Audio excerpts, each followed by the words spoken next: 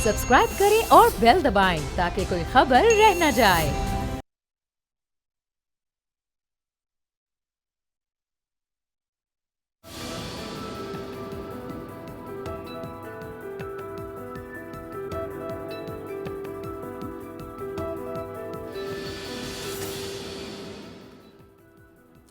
अस्सलाम वालेकुम व्यूअर्स, मैं हूं अमीर अब्बास और आप देख रहे हैं तब्दीली। सुप्रीम कोर्ट ने 87 सफ़ात पर एक बहुत ही अहम फैसला दिया।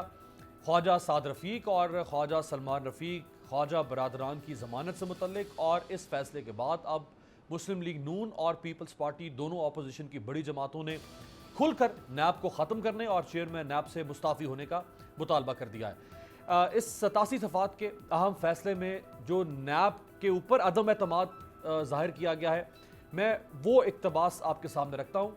इस फैसले में ये कहा गया है कि बदकिस्मती से हमारे मुल्क की तश्कील के 72 साल के बाद और आइन को अपनाए जाने के तकरीबन 47 साल बाद भी हम इसमें तयशुदा नज़रियात की रूह और जौहर का इदराक नहीं कर सके हैं। सुप्रीम कोर्ट कहती है कि हम बदकिस्मती से इस मुश्किल दौर से गुजर रहे हैं जिसकी वजह से गैर जमहूरी कुव्वतों की गैर आइनी मदाखलत और सियासी जोड़ तोड़ कायम है। ताकत और इक़्तिदार पर कब्जे की हवस, हुक्मरानी की ख्वाहिश और ज़ाती तशहीर की जुस्तजू के नतीजे में मुकर्ररा दायरा इख्तियार की हुदूद की खिलाफ वर्जी और हुक्मरानी में सियासी कुव्वतों को नुकसान पहुंचा है। इसको बढ़ावा देना अवामी नुमाइंदगी को कुचलने की कोशिश है जो हमारे आइनी अखलाक के मुनाफी है, जो कि जमहूरियत के असल जौहर और रूह की खिलाफ वर्जी है। ख्वाजा बरादरान का केस बुनियादी हुकूक की पामाली, आज़ादी से गैर कानूनी महरूमी और इंसानी तजलील की बदतरीन मिसाल है। इस केस में नैब के तर्ज अमल ने कानून, इंसाफ, इंसानी हुकूक और अखलाकियात की धज्जियां उड़ा दी हैं। नैब अब तक ख्वाजा बरादरान को पैरागॉन सिटी के मेंबर, शराकतदार, डायरेक्टर या किसी भी हैसियत में कंपनी को चलाने या उसका हिस्सादार होने का इल्जाम साबित नहीं कर सका। सुप्रीम कोर्ट कहती है कि नैब अब तक यह साबित करने में नाकाम रहा है कि ख्वाजा बरादरान नैब के कवानीन के मुताबिक किसी भी किस्म की करप्शन में मुलव्विस रहे हैं। इस केस में ख्वाजा बरादरान की इंक्वायरी, तहकीकात, गिरफ्तारी और उन्हें 15 माह की तवील कैद में रखना नैब के कवानीन की सख्त खिलाफवर्जी है। आईने पाकिस्तान हमारी रियासत पर लाजिम करता है कि वो पाकिस्तान के हर फर्द के आईनी हुकूक पर पहरा दे और उनकी इज्जत, वकार, आज़ादी और इमलाक की पूरी तरह से हिफाजत करे। इसके तहत रियासत को यह भी हुक्म दिया गया है कि वो किसी भी किस्म की रद्दो बदल और बदकारी के बगैर मुनसिफाना और जमहूरी तकसीम के फरोग को यकीनी बनाए। नैब ऑर्डिनेंस को जनरल परवेज मुशर्रफ की फौजी हुकूमत ने 16 नवंबर 1999 को नाफिज किया था, जिसने पहले से नाफिजशुदा एहतसाब एक्ट 1997 को मनसूख कर दिया था। इब्तदा ही से नैब ऑर्डिनेंस तेजी से मुतनाज़ा होता चला गया। इसकी छवि काली घटाओं की जद में आ चुकी है और इसके बारे में वसी पैमाने पर यह तासुर है कि हुकूमतें इसके जरिए अपने सियासी मुखालिफिन को जुल्म सितम और इंतकाम का निशाना बनाती हैं। सुप्रीम कोर्ट के फाजिल जज लिखते हैं कि अक्सर यह इल्जाम लगाया जाता है कि नैब को सियासी जोड़ तोड़ और इंतकाम के लिए इस्तेमाल किया जाता है। नैब का यह इम्तियाजी सलूक भी इसकी छवि पर असरअंदाज हो रहा है और इसने अपनी साख और गैर जानिबदारी पर लोगों के एतमाद को हिला कर रख दिया है। नैब बड़े पैमाने पर माली खुर्द बुर्द और करप्शन के सिलसिले में भी सियासी तकसीम के एक तरफ हुकूमती अरकान के खिलाफ कार्रवाई करने में हिचकिचाहट महसूस करता है, जबकि दूसरी तरफ हुकूमती मुखालिफिन को महीने और सालों तक बगैर किसी वजह के गिरफ्तार किया जाता है और इन्हें कैद में रखा जाता है। जबकि कानून तफ्तीश को 30 दिन में मुकम्मल करने का हुक्म देता है ताकि तेजी से मुकदमे का फैसला किया जा सके। तहकीकात अक्सर महीनों तक खत्म नहीं होती और मामलात बरसों तक जेर इल्तवा रहते हैं। पेशा वराना महारत और अखलास की इल्लत की वजह से ही नैब केसों में सजा की शरह गैर मामूली हद तक कम है। नैब यकीनन कौमी मुफादात की खिदमत नहीं कर रहा, बल्कि मुताद्दिद तरीकों से मुल्क, कौम और मुआशरे को नाकाबिल तलाफी नुकसान पहुंचा रहा है। नैब के गैर मुनसिफाना रवैये और ढिठाई से की जाने वाली इंसानी हुकूक की खिलाफ वर्जी ने न सिर्फ इस मुल्क में बल्कि बैनुल अक़वामी सतह पर भी हमारे अदलो इंसाफ की बदनामी और तौहीन की है। सुप्रीम कोर्ट अपने फैसले में मजीद कहती है कि एक हालिया जायजे में यूरोपीय कमीशन ने नैब के मुतासबाना तर्ज अमल पर भी रोशनी डाली और हुकूमत पर जोर दिया कि वो इसे मुकम्मल खुद मुख्तारी दे ताकि इसे आज़ादाना तौर पर काम करने का मौका मिल सके। कमीशन ने मुशाहिदा किया कि पाकिस्तान में आज़ादी में संगीन कमी आई है और नैब के किरदार पर शदीद तशवीश का इजहार किया गया है। रियासत का फर्ज और जिम्मेदारी है कि इस बात को यकीनी बनाया जाए कि आइन की हुक्मरानी और कानून की बालादस्ती हो, ताकि आज़ादी इजहार के लिए साजगार माहौल पैदा हो सके। सुप्रीम कोर्ट कहती है कि रियासत इस बात की पाबंद है कि हर शहरी के साथ यकसा सलूक किया जाए और उसकी जिंदगी, वकार, इज्जत और जायदाद पूरी तरह से महफूज हो। अपनी ताकत और इख्तियार का इस्तेमाल करते हुए नैब को कानूनी उसूलों से महरूम नहीं होना चाहिए, चूंकि एग्जेक्टिव या सरकारी इदारों को अता करदा कोई इख्तियार गैर मशरूत नहीं है। हर सरकारी अमल की बुनियाद कानून में मौजूद होनी चाहिए और उसके मुताबिक उस पर अमल दरामद होना चाहिए, खास तौर पर जहां इन इख्तियारात का इस्तेमाल आईनी हुकूक को खतरा लाक रखता हो या जब किसी फर्द की आज़ादी, इज्जत और आबरू को ठेस पहुंचने का खदशा हो। 1973 के आइन में सिर्फ एक बुनियादी हक है जो गैर मशरूत, नाकाबिल तस्खीर है और किसी भी हालत में उसका इहाता नहीं किया जा सकता। गिरफ्तारी से कबल ही कैद में रहने का एक संगीन नतीजा रुसवाई है, जो कि न सिर्फ मुल्जिम बल्कि उसके अहले खाना और उससे वाबस्ता अफराद के लिए भी तौहीन का बायस बनता है। गिरफ्तारी किसी शख्स की साख और मुआशरे में खड़े होने को नाकाबिल तलाफी नुकसान पहुंचाती है और अक्सर उसे नफरत, तनकीद और बदनामी का निशाना बनाया जाता है। आज के प्रिंट और इलेक्ट्रॉनिक मीडिया के दौर में एक मुल्जिम को गिरफ्तार करना और उसके खिलाफ इल्जामात लगाना वसवसों और साजिशी नजरियात की एक मकरू जिन्स को जन्म देता है, जहां मुल्जिम और उसके अहले खाना को जिल्लत, शर्मिंदगी और अजियत का निशाना बनाया जाता है। इस तरह उसकी इज्जत नफ्स मजरूह होती है। इसके अलावा भी इस फैसले में बहुत संगीन ऑब्जर्वेशंस सुप्रीम कोर्ट के फाजिल बेंच ने नैब से मुताल्लिक दी हैं।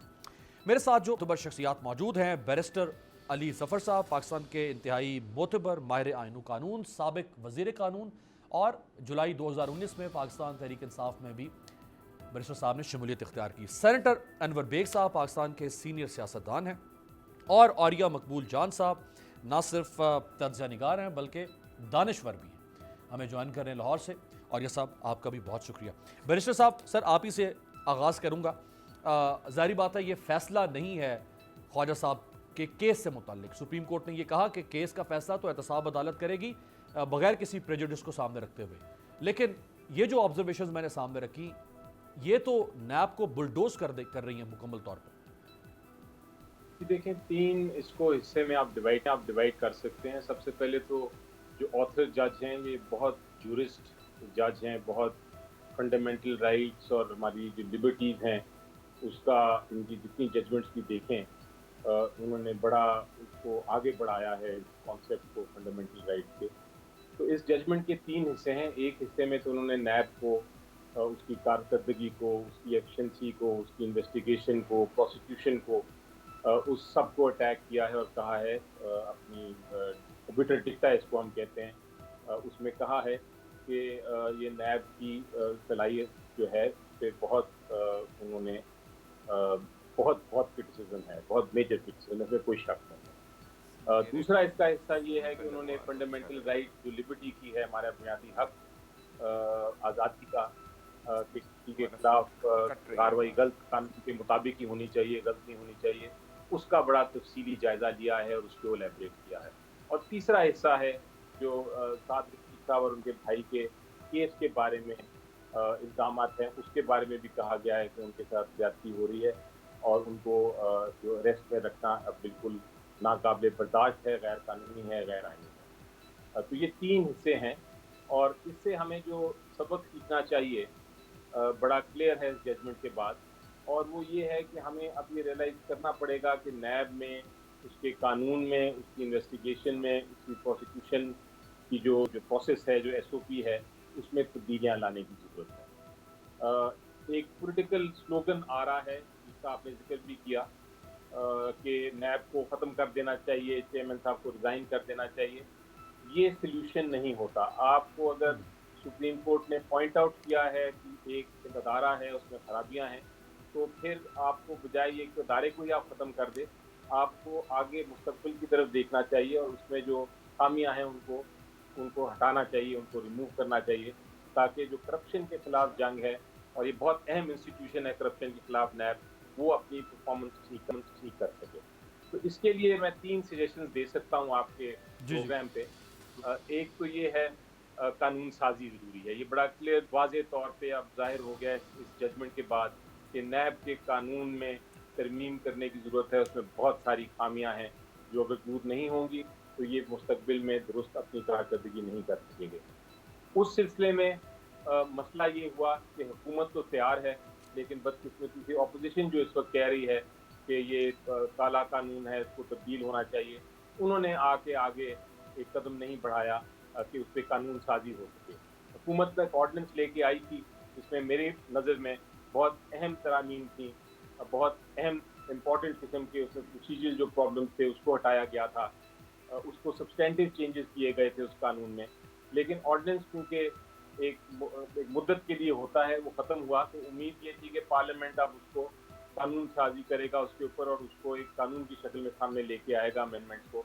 लेकिन वो पॉलिटिक्स के मेरा ख्याल है वजह से वो कानून साजी नहीं हो सकी, और अभी भी मेरी इत्तला के मुताबिक ये मामला बिल्कुल ठीक पेंडिंग है। ही है, अभी तक उस पर अच्छा, फैसला ये नहीं हुआ। कानून साजी पे आगे अगले हिस्से में जाके बात भी करते हैं। मैं ज़रा चाहूँगा कि ख्वाजा साद रफ़ीक साहब जो बेनिफिशरी हैं इस फैसले, उन्होंने क्या मुतालबा किया है और बिलावल भुट्टो सरदारी साहब ने क्या मुतालबा किया है, दोनों का दिखा दीजिए। पाकिस्तान के इस अहम तरीन फैसले के बाद असूली तौर पे नैब नामी अदारे के वजूद का कोई जवाज बाकी नहीं। नैब को खत्म किया जाना चाहिए, एहतसाब का नया कानून पार्लियामेंट को तश्कील देना चाहिए और ऐसा अदारा बनाया जाए जो आज़ाद और खुद मुख्तार हो, जो हुकूमतों की रियासती ताकत की जो गिरफ्त है उससे आज़ाद हो, ताकि जिसने लूट मार की है वो कैफरे किरदार तक पहुंचे। वाज़े तौर पर लिखा गया कि पॉलिटिकल इंजीनियरिंग के लिए यूज किया गया। बदकिस्मती से अपनी पैदाइश से लेके आज तक एहतसाब के नाम पे इस मुल्क में आम ट्विस्टिंग की गई। यह दौर किसी का भी था। और बिलावल भुट्टो सरदारी साहब ने क्या फरमाया वो भी दिखा दीजिए। एक नया एहतसाब के अदारा खड़ा कर दे, जो हुकूमत का भी एहतसाब करे, जो अपोजिशन का भी एहतसाब करे, जिसके सामने हर पाकिस्तानी के लिए एक ही कानून हो, जिसको ये पूरा इख्तियार हो कि अगर वो किसी सियासतदान को, किसी पार्लियामेंटेरियन को इन्वेस्टिगेट करना चाहिए, इन्वेस्टिगेट करे, लेकिन अगर उनको किसी जज को या किसी जनरल को इन्वेस्टिगेट करना चाहिए तो वो भी उनके पास इख्तियार हो। राइट जी, सेनेटर साहब, आपने इतनी हुकूमतों को आते जाते देखा, नैब का इस्तेमाल भी 20 साल से आप देख रहे हैं। जैसे सुप्रीम कोर्ट ने अपनी ऑब्जर्वेशन में कहा कि ये जब आया परवेज़ मुशर्रफ साहब के ज़माने में, तो उसके बाद से इसका इस्तेमाल कैसे रहा। परवेज़ मुशर्रफ साहब के ज़माने में भी आपने इसका इस्तेमाल देखा कि वो आर्म ट्विस्टिंग के लिए शुरू हुआ। हालांकि जब जनरल अमजद जिनको पहला सरबरा लगाया था परवेज़ मुशर्रफ साहब ने, वो इंतहाई ज़बरदस्त तरीके से अकाउंटेबिलिटी के प्रोसेस को चला रहे थे, लेकिन परवेज़ मुशर्रफ साहब ने अपने पॉलिटिकल कॉम्प्रोमाइज़ के लिए नैब को आर्म ट्विस्टिंग के लिए इस्तेमाल शुरू कर दिया। फिर उसके बाद एक तारीख है जिससे आप वाकिफ़ है। तो ये जो मुतालबा है कि अब नैब के बारे में वंस एंड फॉर ऑल कोई फैसला किया जाए, ये मुतालबा ठीक है? अमीर देखें, नैब जब से बना है, जब यह एहतसाब ब्यूरो भी था, हर पॉलिटिकल पार्टी ने अपने अपोनेंट्स को के खिलाफ नैब को इस्तेमाल किया। और ये बात भी सच है कि जनरल अमजद, मैं ये समझता हूँ कि अगर कोई आउटस्टैंडिंग चेयरमैन नैब का रहा विद एब्सोल्युटली इंडिपेंडेंट माइंड, वो जनरल अमजद थे। और उनको फिर आपको ये भी पता है कि ये शौकत अजीज़, यही रज़ाक दाऊद, इन्होंने फिर ये पट्टी पढ़ाई कि जी अगर हम कारोबारी लोगों को इतना टाइट करेंगे तो फिर सारा कैपिटल यहाँ से मूव हो जाएगा। डराया धमकाया मुशर्रफ को, जनरल मुशर्रफ उनके कहने में आ गया। और फिर जो बाद में चेयरमैन आए, आज तक उनका आपने हाल देखा। देखिए, मैं ये समझता हूँ कानून साजी करें, जो कुछ करें, पहली बात ये कि आपको जो चेयरमैन इलेक्ट करते हैं या जो नॉमिनेट करते हैं, ये पार्लियामेंट का इख्तियार नहीं होना चाहिए। आई don't think so the opposition and the ruling party जो भी उस वक्त हो कि वो डिसाइड करे। ज़्यादातर केसेस तो हैं ही पॉलिटिशियंस के खिलाफ। और आपको ये भी पता है कि ये जितने रिसेंट पास्ट 10 साल के अंदर जितने नैब के चेयरमैन आए, ये सारे कॉम्प्रोमाइज थे। Every man was compromise. I am sorry to say कि ये जो प्रेजेंट चेयरमैन है, इसकी भी आप अगर हिस्ट्री में जाएं, ये भी आपको पता चलेगा एक थर्ड पार्टी ने दोनों पॉलिटिकल पार्टीज को एग्री करके और इसको इंस्टॉल कराया। वो अलग बात है, इमरान खान साहब आ गए और चेयरमैन नैब की लॉयल्टीज बदल गई और things are totally different. But this is true 100% कि नैब को इस वक्त पॉलिटिकल विक्टिमाइजेशन के लिए इस्तेमाल किया जा रहा है। आप इससे अंदाजा लगाएं ना पिछले 2 साल से आप जितने हाई प्रोफाइल केसेस हैं, एक का कोई डिसीजन हुआ है, कोई लॉजिकल कंक्लूजन हुआ है? नहीं हुआ। ये क्यों नहीं हुआ? एक तो आप उनको पेमेंट्स जो करते हैं, आपके जो इन्वेस्टिगेशन ऑफिसर्स हैं, फिर जो प्रोसिक्यूटर्स हैं, उनको तो आप, यानी I don't know what type of payments are made, but उनके अगेंस्ट बड़े बड़े लॉयर खड़े होते हैं। यानी अली जफर साहब को पता है, यानी वो ऐसा लॉयर खड़ा होगा कि वो प्रोसिक्यूटर बेचारा सुबह टैक्सी में आता है, वो आता BMW के अंदर उनका वकील, तो वो कैसे खड़ा होगा? तो what I am trying to say is this, ये कानून बहुत ही कमजोर है। फिर जितने शरीफ हैं, जरदारी साहब हैं, शर्जील मेमन है, आगा सिराज दुरानी है, डॉक्टर आसिम है, फहद हुसैन फहद है, चीमा है, ये ख्वाजा ब्रदर्स है, शाहिद काका नबासी हैं, ये सबों को जेल में डाला और नेट रिजल्ट 0/0। और फिर आए माजरत के साथ जो करंट नैब चेयरमैन है, जो उनकी वीडियो रिलीज हुई थी, मैं तो ये समझा, अपने दोस्तों को Right. दिन मैंने कहा यार आज रात को लगता है the gentleman will commit suicide. अब आप देखें, आप उसी को कंटिन्यू करवा रहे हैं, क्यों करवा रहे हैं? क्या आप उसको भी आप टाइट कर रहे हैं, जो टाइट करने वाले हैं कि जी तुमने ये केस ऐसे करो, इसको पकड़ो, इसको धरो। This is not fair. I mean today accountability is not fair at all. ये पॉलिटिकल विक्टिमाइजेशन पे डेफिनेटली नजर आ रहा है। तो मैं ये समझता हूँ you must have somebody like general Amjad, कोई भी, और chief justices, let this be selected, जो चेयरमैन है वो chief justice of all the high courts including the chief justice of Pakistan करे। जैसे हाई कोर्ट के जज का इंतखाब किया जाता है, उसी तरह से चेयरमैन नैब का भी इंतखाब किया जाए, यानी बिल्कुल पॉलिटिकल इन्फ्लुएंस से बाहर होके। और या मकबूल जान साहब, सर एक लम्हे के लिए अगर हम ये मान भी लें कि नैब ठीक काम नहीं कर रहा, और नैब दो चीज़ें, एक तो ये कि हम नैब को बिल्कुल ख़त्म कर दें, बुलडोज कर दें और एक नया इदारा लेकर आएँ, वो इदारा भी इसी मुल्क में काम करेगा, इन्हीं इदारों के साथ काम करेगा, उनके ऊपर भी एक जावेद इकबाल साहब जैसा कोई आके चेयरमैन बैठेगा। तो प्रॉब्लम एक इदारे के अंदर तो नहीं है, आप FBI को लेकर आ जाएं, आप नेशनल क्राइम एजेंसी बरतानिया के लेकर आ जाएं, आप इंडिया की CBI लेकर आ जाएं, प्रॉब्लम तो चलाने वालों के साथ है ना, इदारे के साथ तो नहीं होगा। देखें, साद रफीक साहब और सियासतदान जितने भी हैं बड़े खुशकिस्मत हैं कि सुप्रीम कोर्ट के जजों को काफ़ी अरसा मिला इतना लंबा चौड़ा फैसला लिखने के लिए, और उनके लिए उन्होंने बाकायदा एक पूरी किताब लिख के इस कौम के मुंह पे मारी कि ये देखो ये हो रहा है इस मुल्क के अंदर। आपको पता है पाकिस्तान में कन्विक्शन रेट क्या है क्राइम का? 11.2%। 3,88,909 केस रजिस्टर्ड हुए थे 2000 से लेकर 2008 के दरमियान, उनमें से 44,000 को सजा हुई है। तो सारी की सारी अदालतें तो बंद कर देनी चाहिए ना, कुछ नहीं हो रहा। पुलिस के थाने बंद कर देने चाहिए, IG का दफ्तर बंद कर देना चाहिए। और भाई कोई बात है करने वाली, पॉलिटिकल विक्टिमाइजेशन हो रही है। तुम्हारा कन्विक्शन, नैब का रेट, कन्विक्शन रेट पता है क्या? 70% है।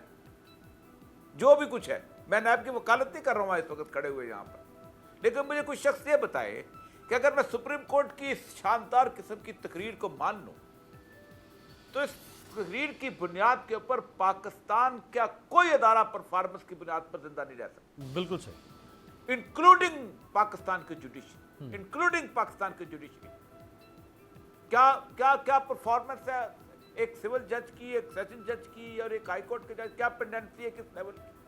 और कितने लोगों को कन्विक्ट करते हैं और कितने लोगों पे माइंड अप्लाई? छोड़े जुडिशरी को, छोड़ दें, उनके रूबरू 11, मैं आपको फिगर दे रहा हूं, 11% केस। और क्या पॉलिटिकल विक्टिमाइजेशन नैब पे होती है? जिनके खिलाफ झूठे कत्ल के मुकदमात बनाए जाते हैं वो नैब बनाता है, जिनकी जमीनों पर कब्जा किया जाता है वो नैब करवाता है, जिनके बच्चों को दस्तकोप किया जाता है वो नैब करवाता है।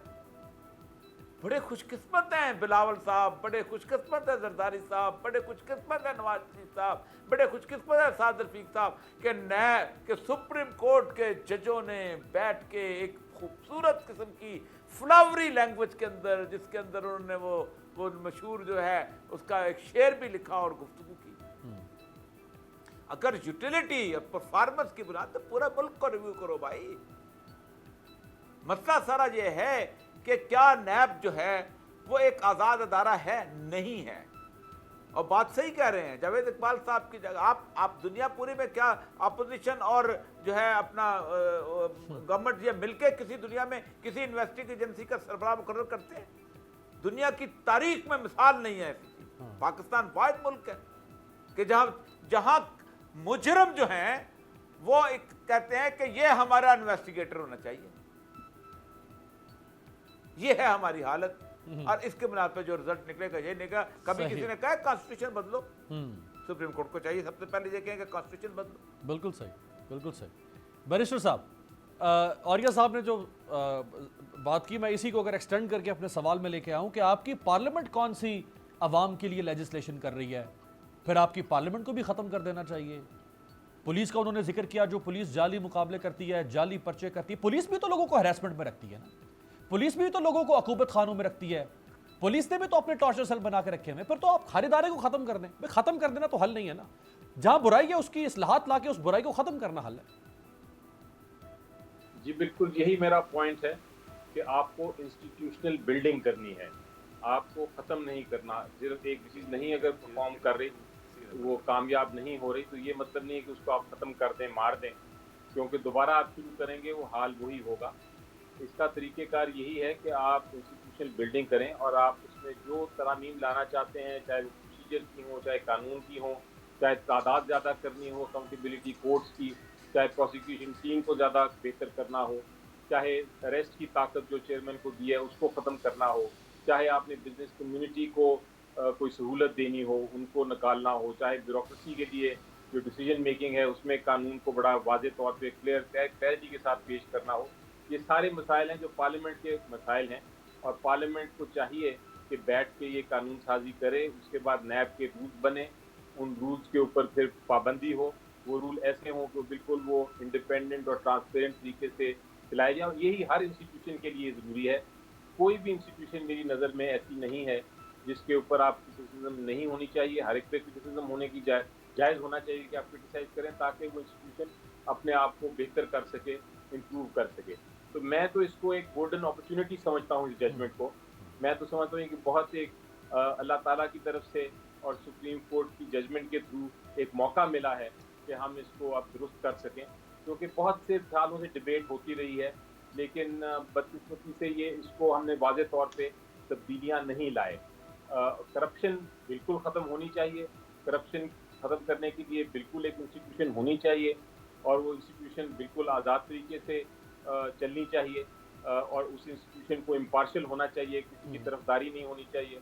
ये सारे बड़े अच्छे प्रिंसिपल हैं, लेकिन उन प्रिंसिपल्स को एक्चुअली प्रैक्टिकल शेप देने के लिए आपको कानून और रूल्स भी ऐसे बनाने की ज़रूरत है जो कि उनको रिफ्लेक्ट करें। वरना ये होता है कि कानून में एक तरह से एक वेगनेस होती है, वो क्लैरिटी नहीं होती, क्लियर नहीं होते, और उसकी वजह से जो इंस्टीट्यूशन है वो अपनी कारकर्दगी ठीक नहीं करती। वो लगता ये है कि एक तरफा कर रही है। और अब तो सुप्रीम कोर्ट ने भी बहुत सारी चीज़ें पॉइंट आउट कर दी हैं। एक बार सुप्रीम कोर्ट की जजमेंट में ऐसी चीज़ें आ जाएं तो उसके बाद मेरा ख्याल डिबेट उस मामले की ख़त्म हो जाती है, और फिर आपको नेक्स्ट स्टेप यही होता है कि आप एक्शन लें और उसको दुरुस्त करें। तो मुझे उम्मीद ये है कि अब एक लॉ की बिल की शक्ल में नैब के बारे में एक बिल पेश किया गया है ऑपोजिशन को, और ऑपोजिशन अब उसमें अपनी पॉलिटिकल साइड छोड़ के, अपनी जो ऑपोजिशन है for the sake of opposition, उसको छोड़ के अब उसमें जो तरमीम होनी चाहिए उसको माने, और अगर कोई अच्छी तजवीज़ है वो वापस दें, ताकि एक हम कानून देख सकें जल्द से जल्द। जो पार्लियामेंट का काम है, आप देखें बदकिस्मती से इतना अरसा हो गया है कि पार्लियामेंट जो है वो कानून साजी नहीं कर पा रहा, ऑर्डिनेंस के ज़रिए ही बहुत सारे काम करने पड़ रहे हैं हुकूमत को। बिल्कुल सही। तो ये सिचुएशन किसी सूरत में भी आइन के मुताबिक तो है, लेकिन आइन को पसंद नहीं करता। कोशिश यही होती है कि ऑर्डिनेंस से कम काम हो और ज़्यादा से ज़्यादा काम कानून साजी के जरिए से हो, जिसे पार्लियामेंट ने करना है। अब पीपल्स पार्टी लीग नून का जो एतराज़ है, सवाल ये है एक कि क्या उनका एतराज़ नैब के ख़िलाफ़ है या उनका एतराज़ एहतसाब के ख़िलाफ़ है। अगर तो उनका एतराज़ नैब के हवाले से है तो नैब की जगह पे कोई और इदारा अगर आ जाए तो उनका एतराज़ ख़त्म हो जाना चाहिए उसूली तौर पे।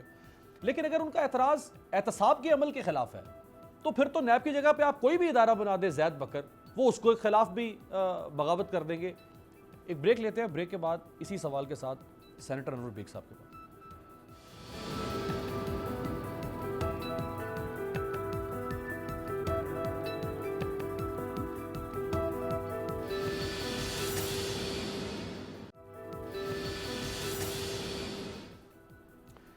ब्रेक के बाद खुश आमदेद। सेनेटर अनवर बेग साहब, ये तासुर हमारे मुल्क में है कि जिन लोगों ने भी करप्शन की पॉलिटिकल क्लास में से, वो अपना एहतसाब वेलकम नहीं करेंगे कभी भी। वो चाहे आज आप करें, चाहे आज से 50 साल के बाद करें, जब भी आप एहतसाब करेंगे उनका, वो हमेशा उस एहतसाब के अंदर जैसे वो दूध में मेंगनियाँ डाली जाती, वो हमेशा उस एहतसाब को पोलिटिसाइज या कंटेमिनेट करने की कोशिश करेंगे। तो अगर हम एक लम्हे के लिए नैब को ख़त्म कर दें और इसकी जगह पे कोई बहुत ही state of the art world class इदारा भी बना दें अकाउंटेबिलिटी का, तो PMLN और पीपल्स पार्टी के जिन लोगों के खिलाफ इस वक्त केसेस चल रहे हैं, क्या वो उसको एक्सेप्ट कर लेंगे? देखें अपना Amir, I have come to this conclusion कि इस मुल्क के अंदर एक डेमोक्रेसी चल नहीं सकती। आपने पिछले 10 साल में देखा कि किस तरीके से लूट मार हुई है, and I have been a victim of both the parties, और मैंने तो इनको करीब से देखा है कि यहाँ पे तो बस आप अंदाज़ा नहीं कर सकते अंदर इन पार्टीज में क्या हालात हाजिरा है। जिस मुल्क के अंदर आप एक बेसिक ले ले, एक कॉमन आदमी का मसला, पुलिस स्टेशन बिकता है पैसों से, अपॉइंटमेंट्स पुलिस में भर्ती पैसों से होती है। डू यू थिंक उस मुल्क के अंदर गरीब बंदों को कोई एक पुलिस स्टेशन से रिलीफ मिलेगा? सवाल ही नहीं पैदा होता। ये डेली रूटीन बना हुआ है। आप अंदाजा करें, कल रावलपिंडी में एक फैमिली यानी 8-9 खवातीन को शूट डाउन कर दिया। क्या हुआ? चीफ मिनिस्टर ने कहा RPO को कि जी ये रिपोर्ट भेजें, कहानी खत्म, कल और 10 मर जाएंगे। इस मुल्क के अंदर कोई कंक्लूजन हुआ है? कोई पुलिस ने कोई ऐसे कारनामे दिखाए कि उनको फांसी किसी को दिलवाई हो? देखें, I have come to a considered conclusion now कि इस मुल्क के अंदर आपको एक पागल आदमी चाहिए। You need a mad man to run this country। ये डेमोक्रेटिक प्रोसेस से नहीं चल सकता। हम डिटोरिएट हो रहे हैं और हम डिसइंटीग्रेट हो जाएंगे जिस तरीके से हम जा रहे हैं। हमने किसका भला किया है? खाली the elite of the political party leaders अय्याशी करते हैं। अरे आप किसी मुल्क में आपने देखा एक पॉलिटिकल लीडर को 8 साल 7 साल की सजा हुई है, तो फेक ब्लड टेस्ट दे के सबको चूना दे के, और जनाब एक VIP जहाज आके और लंदन बैठे 8 महीनों से 8 महीनों से सर 8 महीनों से गए थे। और नैब का कोई कानून है? गवर्नमेंट के पास कोई मॉरल अथॉरिटी है कि ब्रिटिश गवर्नमेंट को कहे कि I want this goddamn Pakistani citizen back to Pakistan? It is shame on us. It is a matter of shame and disgrace for the government of Pakistan कि आप एक चोर को नहीं ला सकते। इसाक डार उधर बैठा हुआ है इतने महीनों से, आप उसको नहीं ला सकते। रोज चिड़िया तोतों की कहानियां आ जाती हैं, इस पे केस कर दिया, इस पे रेफरेंस डाल दिया, बस लोगों को बेवकूफ बना रहे और वक्त गुजार रहे। This is all nonsense. ये सब बातें अच्छी है कहने के लिए कि ये कर दे, कानून साजी करें। ये कानून साजी करेंगे जो खाली जो माफ कीजिएगा, जो हमारे MNAs बैठे हैं पार्लियामेंट में, क्या उनकी कोई एजुकेशन ही नहीं है? They are not interested in legislation. वो कहते हैं एक पटवारी हमारा होना चाहिए, SHO हमारा होना चाहिए, ये उनकी रिक्वायरमेंट है यार। नहीं, ऐसे नहीं हो सकता। अभी आपको एक जेन्युइन पागल आदमी मिलना चाहिए जो ये मुल्क को सीधा करे। ये मुल्क एकदम, हमारी फाउंडेशन ही नहीं है, हम खड़ा किस में होंगे? ऊपर से कॉस्मेटिक सर्जरी कर देते, फिर आप कोलैप्स हो जाते हैं। अरे भाई, अब enough is enough. For god sake, get a man to put this country on the right footing, otherwise we are doomed as a nation.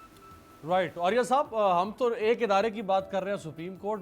Bag साहब जो हैं with decades long experience of politics, वो तो पूरे निज़ाम और पूरे system जो parliamentary system है और ये जो पॉलिटिक्स का सिस्टम, वो तो सारे पे उन्होंने अदम एतमाद कर दिया। कहते हैं मैड मैन चाहिए। देखें, उन्होंने एक बड़ी अच्छी मिसाल दी है अभी और वो मिसाल दी है नवाज शरीफ साहब के वहाँ बाहर चले जाने की। नवाज शरीफ जिस वक्त वहाँ से बाहर गए हैं तो आपको पता है वो किसकी कस्टडी में थे? एक मुजरिम जिस वक्त सजा पा जाता है वो जुडिशियल कस्टडी के अंदर होता है, अदालत का मुजरिम होता है, और उस कस्टडी कौन रखता है? गवर्नमेंट ऑफ पाकिस्तान रखती है।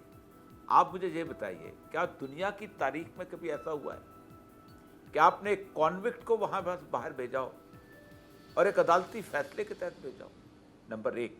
नंबर दो, क्या दुनिया में कहीं हुआ है ऐसा कि एक मुल्ज़म की जमानत एक मुजरिम दे रहा हो जो खुद केस भुगत रहा है? आप मुझे बताइए कि क्या ऐसा हो सकता है कि मोहम्मद खान डाकू को सजा हो रही हो और उसकी जमानत लेने के लिए उसका एक दूसरा जो है अल्लाह यार डाकू जो है वो उसको कह दे कि यार इसकी सजा, इसका तो अभी केस चल रहा है, इसकी जमानत पे इसको छोड़ दे? इस पे भी तो एक फैसला लिखो, इस पे तो एक फैसला लिखो, बड़ा फैसला लिखो।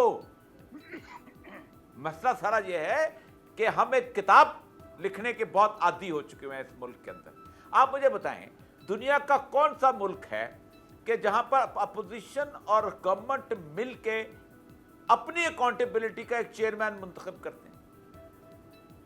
यानी दो चोर मिलके कहते हैं ये हमारी तहकीक करेगा, ये हमारे ऊपर, कहीं दुनिया में कहीं नहीं होता। इंडिपेंडेंट स्कॉटलैंड यार्ड का सरबराह कौन लगाता है? खुद ब खुद लगता है, उसके नैनल से चलता है, वो खुद अपनी अकाउंटेबिलिटी करते हैं, वो खुद उसको देखते हैं। मसला सारा यह है कि पाकिस्तान के अंदर मुकद्दस लोग हैं। आप 1 लाख वोट लेके आ जाओ, आप भत्ता लो कराची में, आप इज्जतदार हो। आप इस लसानियत की बुनियाद पे नफरत फैलाओ, आप इज्जतदार हो। आप पाकिस्तान को गाली दो, पाकिस्तान के खिलाफ कुछ, किसी भी मुल्क में चले जाओ, आपका वोट हक आपको होना चाहिए। बेशक आप पीटीएम के हो, बेशक आप पीपल्स पार्टी के हो, बेशक आप नून लीग के हो, बेशक आप एमकेएम के हो, आप कुछ कर सकते हैं। आप कहेंगे वो हो असेंबली का रुकन, उसकी इज्जत तो तौकीर हो, क्या बात हो गई। सिर्फ 1 लाख वोट होना चाहिए। तो 1 लाख का तो जनाजा टीपू ट्रका वाला लगे भी था लाहौर शहर के अंदर, उसके डेरे पे भी कम से कम इतने वोट जरूर होते हैं 5 के डेरे के ऊपर कि जो पाकिस्तान का बात बिल्कुल ठीक है उनकी। या एक फैसला सुप्रीम कोर्ट का फैसला आ गया जिसको इंप्लीमेंट होना चाहिए। ओ भाई, सुप्रीम कोर्ट का फैसला पब्लिक प्रॉपर्टी है, कानून उठाएं। सुप्रीम कोर्ट के फैसले के ऊपर गुफ्तगू करने से कंटेम्प्ट ऑफ कोर्ट नहीं लगती। राइट। ये बुनियादी, मैं एक हाई कोर्ट का लॉयर हूं, मैं बात कर रहा हूं। राइट, करनी चाहिए हमें बात, इस पर गुफ्तगू करनी चाहिए कि एक फैसला ये भी लिखो। जी बैरिस्टर साहब, जल्दी से ज़रा, चेयरमैन नैब ने 19 मई 2019 को एक शिकायत भी की, मुतालबा भी किया था। यही वो चीज़ें हैं जिनके ऊपर काम करने की ज़रूरत है अगर हम नैब को ठीक करना चाहते हैं या करना है कि हमारी कोई नीयत है जो हम नहीं कर रहे हैं। दिखाएं जी। अगर हुकूमत के साथ इतने ही दोस्ताना मरासम होते तो हर चौथे दिन हम बजट की कमी की शिकायत तो न करते, जैसे कुछ लोगों का ख्याल है। तो हमें क्यों मुश्किल पेश आती? हमें अगर 10 रुपए की ज़रूरत थी तो हमें तो 20 रुपए मिल जाते, जबकि ऐसा नहीं है। इस वक्त तक तगदौड़ जारी है कि जो हमारी डिमांड है उसके मुताबिक हमें बजट मिल जाए। और मैं आपको ये यकीन दिला रहा हूँ कि अगर मैं आपको 5 रुपए की ज़रूरत है तो 5.5 रुपए की डिमांड नहीं करूँगा।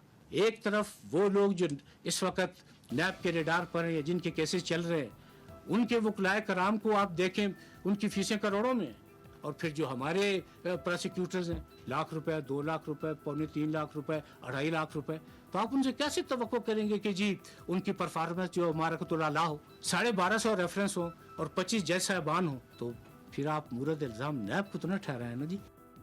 राइट, बैरिस्टर साहब, ये एक पब्लिक फोरम पे उन्होंने गुफ्तगू की है और ये एक शिकायत भी थी जिस शिकायत में वो मुतालबा कर रहे थे कि हमारे नैब की ये तकाजे हैं, हमें बजट चाहिए, हमारे पास 1250 रेफरेंस के लिए 20-25 जज नाकाफ़ी हैं, हमारे पास प्रोसिक्यूटर्स और इन्वेस्टिगेटर्स के मसाइल हैं।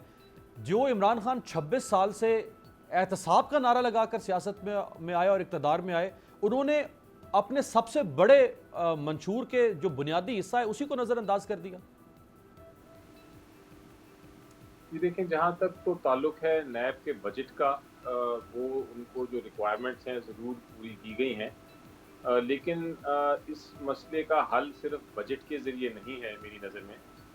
बजट बिल्कुल अहम है क्योंकि उसमें आपको प्रोसिक्यूशन टीम बेहतर ला सकते हैं, आप इन्वेस्टिगेटर्स को ट्रेनिंग कर सकते हैं, लेकिन ये मामला चल रहा है और इसके लिए बजट फराहम है किया हुआ हुकूमत ने, इसमें कोई शक नहीं।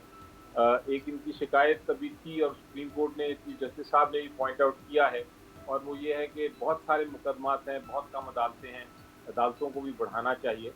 और उसका एक जवाब भी दाखिल किया है हुकूमत ने लॉ मिनिस्ट्री के तरफ से सुप्रीम कोर्ट में, जिसमें ये कहा गया है कि हमारे पास इतने फंड नहीं हैं इस वक्त इस बजट में, इस साल के हम 110 120 अदालतें बना दें। लेकिन मेरी नज़र में अब सुप्रीम कोर्ट ने वापस भेजा, मेरी नज़र में कैबिनेट की तरफ से ये ज़रूर आएगा कि अगर 110 120 नहीं तो कम से कम इसको डबल तो कर दिया जाए तादाद को, ताकि ये जो लोड है अदालतों पे वो कम हो। लेकिन मैं आपको बताऊं, मसला खाली वो भी नहीं हल करेगा केसों का, क्योंकि इन्वेस्टिगेशन और प्रोसिक्यूशन उतनी ही अहम है जितनी अदालतों का होना। अदालत तो सिर्फ फैसला कर सकेगी जो इन्वेस्टिगेशन हुई हो और जो उसके सामने शहादतें आई हों। तो ये भी बहुत ज़रूरी है कि नैब की जो इंटरनल वर्किंग है, जो इंटरनल SOPs हैं, वो कानून साजी के साथ साथ वो तो उसमें भी इम्प्रूवमेंट आए। सर जो क्योंकि मैंने बहुत बैरिस्टर सारे साहब केसों जो में देखा है। प्रोसिक्यूटर्स हैं वो भी तो ओवरबर्डन्ड है ना, जैसे कोर्ट्स ओवरबर्डन्ड है, प्रोसिक्यूटर्स भी ओवरबर्डन्ड है। जी बिल्कुल, आप दुरुस्त कह रहे हैं कि अगर वो ओवरबर्डन्ड हैं तो उनके लिए भी प्रोसेस देखना पड़ेगा। बहुत सारे केसेस हुआ ये है मेरी नज़र में, मेरी जो मैंने जो एक्सपीरियंस किया है, हुआ ये है कि नैब ने बहुत सारे ऐसे केसेस ले लिए हैं जो नैब को नहीं लेने चाहिए थे। नैब का मेन मकसद ये है कि वो वाइट कॉलर क्राइम, जो बड़े बड़े मैटर्स हैं करप्शन के, उनको पकड़े और उनको लोगों को पकड़ के, जिसमें हुकूमत का भी और कौम का भी फ़ायदा हो कि लोगों ने जो लूटा हुआ है उनका पैसा वापस आए, उस तरह के केसेस पे कॉन्सेंट्रेट करें। हुआ ये कि नैब ने छोटे छोटे केसेस भी पकड़ना शुरू कर दिए और कुछ ऐसे मामला को भी पकड़ना शुरू कर दिया किसी वजह से जो कि नैब के दायरे अख्तियार में नहीं आते थे। मसलन कि अगर एक प्राइवेट डिस्प्यूट है दो पार्टीज में, नैब का उससे कोई ताल्लुक नहीं होना चाहिए, लेकिन उस किस्म के केस भी आना शुरू हो गए। जहाँ कुछ फैसले हुए जिसमें करप्शन इन्वॉल्व नहीं थी लेकिन फैसला गलत था, वो भी नैब में केसेस जाना शुरू हो गए। तो ये नैब ने अपने आप को इतना ज्यादा एक्सटेंड कर दिया है। जैसे अभी हालिया केस में हम देखते हैं कि कई ऐसी कराची इलेक्ट्रिसिटी की परफॉर्मेंस अगर ठीक नहीं है तो उसके ऊपर भी नैब ने नोटिस ले लिया है। जी, ये देखें ना, ये प्राइम एग्जांपल आपने दिया। तो पहले वाले मसले हल नहीं कर पा रहे हैं, फिर आप नए मसले पंडोरा बॉक्स खोली जा रहे हैं। करेक्ट, ये इसकी वजह से भी फिर उनकी ओवरबर्डन हो जाती है प्रोसिक्यूशन टीम। तो जिस तरह मैंने कहा कि सिर्फ बजट इंक्रीज करना नहीं, उसमें ये भी जरूरी है कि नैब की इंटरनल एडमिनिस्ट्रेशन भी ठीक हो। और फिर जो इन्वेस्टिगेशन है वो सबसे अहम चीज होती है। अगर इन्वेस्टिगेटिंग टीम और प्रोसिक्यूशन टीम अलग ना हो और प्रोसिक्यूशन टीम इन्वेस्टिगेटिंग टीम के नीचे हो तो फिर वो केस ने खराब होना ही होना है। राइट सर, एक ब्रेक का मुझे कहा जा रहा है सर, एक ब्रेक का ब्रेक लेते हैं, ब्रेक के बाद वापस आते हैं और अनवर बेग साहब से भी बात करते हैं। अभी जो APC होने जा रही है और 25 जुलाई को 2 साल मुकम्मल हो गए हैं इलेक्शन के, इसके बाद अब जो सियासी बहरान है उसको हुकूमत कैसे हल करेगी।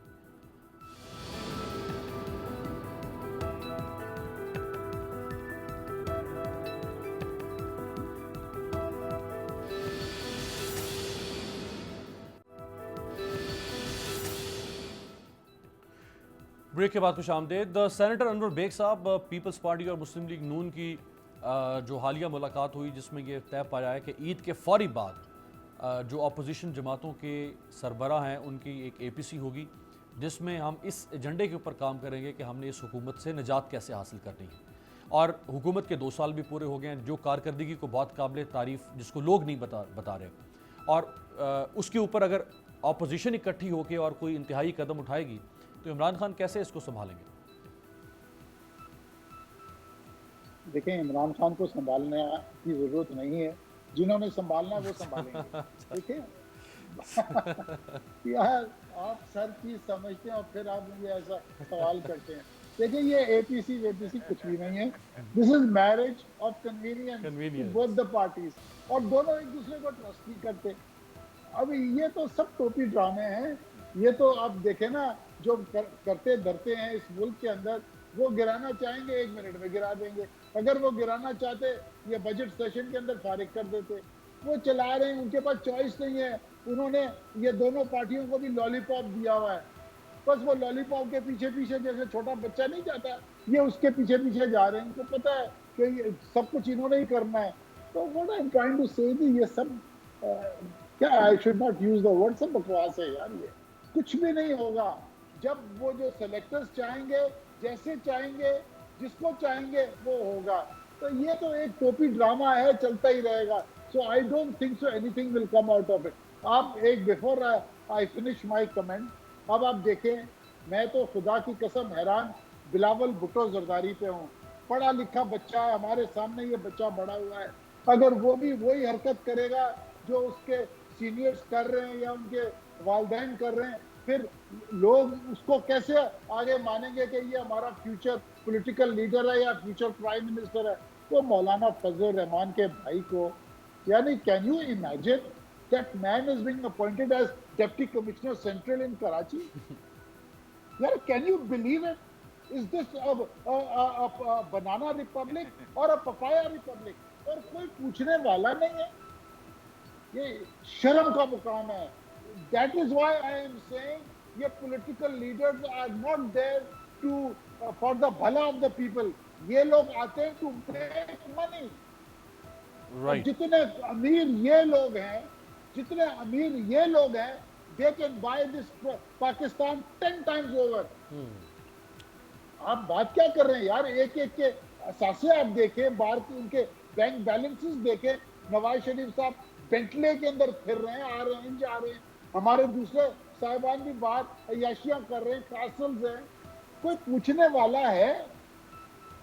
राइट। औरिया साहब, सब ऐसे ही है, कुछ भी नहीं होना इधर। औरिया साहब, कोई पूछने वाला है इस मुल्क में मौलाना साहब के भाई ज़ियाउर रहमान साहब को, जिनका ताल्लुक जो पीएमएस से, जिनका ताल्लुक खैबर पख्तूनख्वा से, और अगर आपको याद हो तो इनको एएनपी के ज़माने में और एमएमए के ज़माने में पहले इनको इंडक्ट किया गया, इनको उसमें लाया गया डीएमजी कैडर में, फिर वहाँ से इनको डीसीबी बना दिया गया, इनको जो अफगान कमिश्नरेट है वहाँ पर भी अपॉइंट किया गया। उन अपॉइंटमेंट्स के ऊपर भी बहुत सारे सवालिया निशान ये थे किसी और डिपार्टमेंट से लाया, इनको डीएमजी में गया, यहाँ से उठा के इनको एक पीएमएस से इनको लगा दिया गया कराची का डीसी। तो ये आप तो खुद सीनियर ब्यूरोक्रेट रह चुके हुए हैं, तो औरिया साहब ये मैरिज ऑफ कन्वीनियंस है या ये मेरिट के ऊपर है? ये मेरिट ऑफ कन्वीनियंस है या मैरिज ऑफ कन्वीनियंस है? देखिए पहली बात यह कि डीएमजी में नहीं है, वो प्रोविंशियल सर्विस के अंदर जब इनकी हुकूमत थी तो उन्होंने इसको एक और महकमे से इंडक्ट किया था प्रोविंशियल सर्विस के अंदर। फिर उसको प्रोविंशियल सर्विस से उन्होंने प्रोविंशियल मैनेजमेंट सर्विस में किया। प्रोविंशियल सर्विस का बंदा एक सूबे से किसी दूसरे सूबे में नहीं जा सकता। डीएमजी का तो जा सकता है, प्रोविंशियल सर्विस का नहीं जा सकता। और प्रोविंशियल सर्विस में भी उसको सबसे पहले रेवेन्यू की ट्रेनिंग करनी पड़ती है, पुलिस की ट्रेनिंग पड़ती है, उससे ला तब जाके वो डिप्टी कमिश्नर लगता है। लेकिन ये तो घर से पढ़ के आते हैं ना सारे के सारे। तो एक तो ये है कि वहाँ रहे, फिर अफगान रिफ्यूजीज चूँकि बहुत मालदार महकमा है, वहाँ पैसे आते हैं, बाकी चीज़ें होती हैं, फंड्स होते हैं, बहुत कुछ।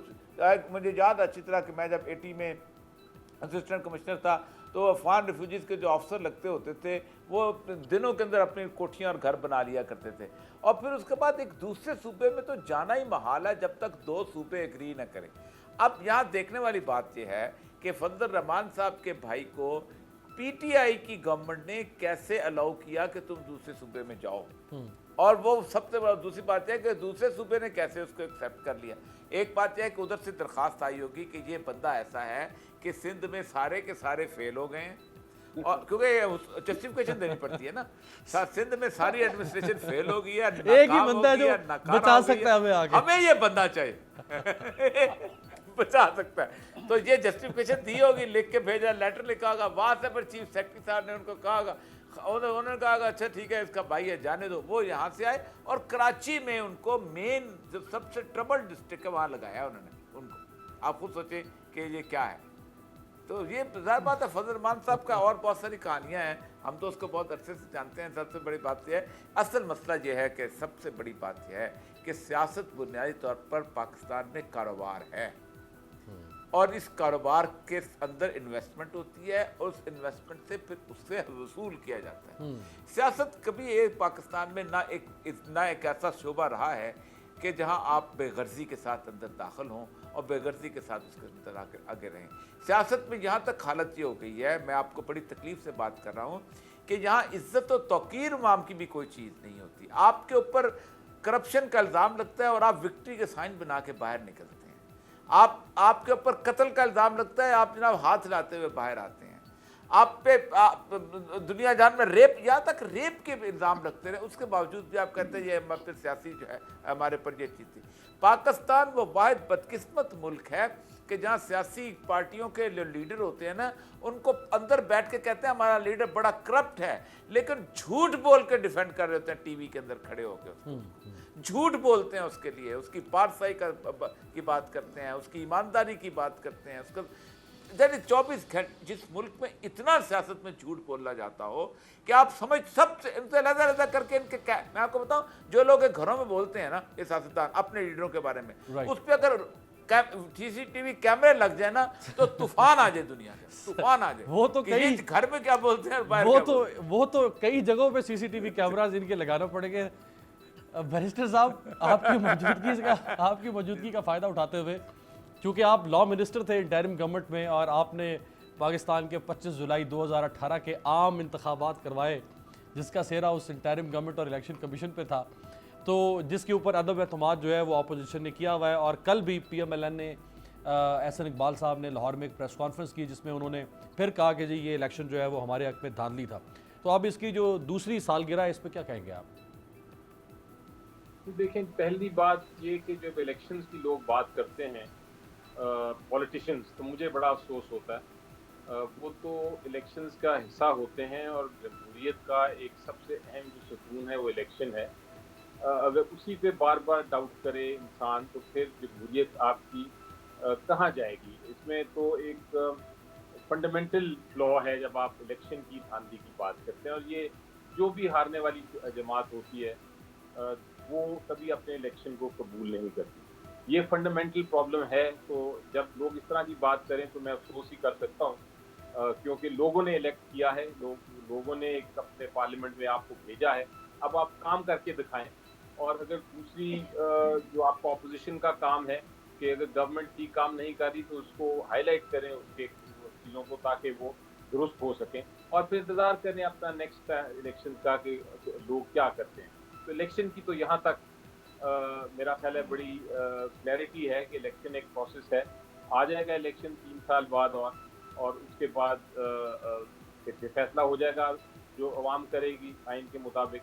नई हुकूमत अगर आएगी तो नई आ जाएगी, ये हुकूमत को री इलेक्ट करेगी अगर सेटिस्फाइड है, ये तो लोगों पे डिपेंड करेगा। तो ये कहना कि इलेक्शन में धांधली हुई थी और ये स्लोगन चलाई जाना, मेरा ख्याल है अब बहुत दूर की बात है। तो इस गवर्नमेंट बैरिस्टर साहब, मैं परफॉर्मेंस पे भी आप शॉर्टली कमेंट कर दें। 25 जुलाई को इलेक्शन की दूसरी सालगिरह हो गई और 18 अगस्त को इमरान खान साहब की हुकूमत की दूसरी सालगिरह होगी, तो कारकर्दगी कैसी है इनकी? देखिए, बहुत सारे फ्रंट्स हैं जिस पे आप बहुत तारीफ कर सकते हैं और कुछ इश्यूज हैं जिस पे आप तनकीद कर सकते हैं। मसलन हमारी पहली बार आप देखें कि पाकिस्तान की जो इंटरनेशनल इमेज है, जो फॉरेन पॉलिसी है, उसमें हमारा इमेज बहुत बेहतर हो गया है, जो आज तक नहीं हो सका था, और उसकी वाला क्रेडिट हुकूमत को जाता है। उसके बाद एक बहुत बड़ा क्राइसिस आया कोविड का, जो भी चल रहा है, लेकिन जिस तरह उसको हैंडल किया गया मेरी नज़र में वो बहुत काबिल तारीफ है। आपकी एक तीसरा बड़ा अहम चीज़ देखें, जो एक बड़ा इम्पॉर्टेंट पॉइंट है इस हुकूमत का, और वो ये है कि जो ट्रांसपेरेंसी का प्रिंसिपल सामने आ रहा है, ओपन तनकीद होती है, और अगर कोई गलती हो रही हो तो उसको फिर माना जाता है, उसको करेक्ट किया जाता है, लेकिन जो भी चीज़ है वो आवाम के सामने रखी जाती है, जो भी फैसला है उसको डिस्कस किया जाता है, डिबेट किया जाता है। ये एक ट्रांसपेरेंट गवर्नमेंट का जो माहौल है वो आई थिंक काबिल तारीफ है। बहुत शुक्रिया सर, बहुत शुक्रिया सर। वक्त बिल्कुल ख़त्म हो गया है। बैरिस्टर अली ज़फ़र साहब, सेनेटर अनवर बेग साहब और आर्या फूलजान साहब, आपसे मुलाकात होगी अगले हफ्ते। देखते रहिएगा तब्दीली।